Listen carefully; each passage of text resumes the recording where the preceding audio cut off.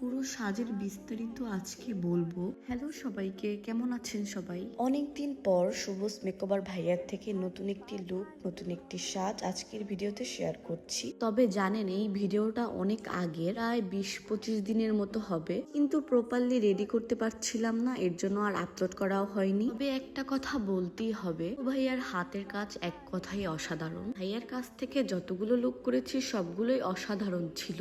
আর আজকের লুকটা ছিল একটা হিন্দু ব্রাইডাল লুক।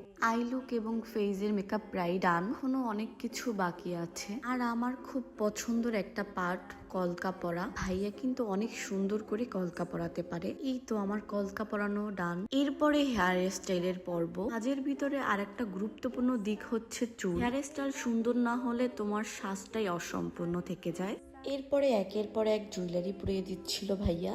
আর এই মাথার তাজটা পেয়ে যাবেন গহনা বাড়িতে, আমি পেজটি ক্যাপশনে দিয়ে দিবনে, আপনারা চেক করে দেখতে পারেন, তাদের পেজে অনেক রকমের জুয়েলারি আছে। এরপরে খোপায় ফুল পরিয়ে দিচ্ছিল ভাইয়া। এই লিপস্টিকের শেডটাও ভাইয়া নিজে তৈরি করেছে। সাজটা প্রায় কমপ্লিট হয়ে গিয়েছে, এখনো হাতে কলকা দেওয়া বাকি। এরপরে হাতে কলকা পরে নিচ্ছিলাম, যেহেতু হিন্দু ব্রাইডাল লুক আর কলকা থাকবে না সেটা কি হয়। এই হলো আমার লাল টুকটুকে বোর লুক। এই লুকটি আপনাদের কাছে কেমন লেগেছে অবশ্যই কমেন্ট করে জানাবেন।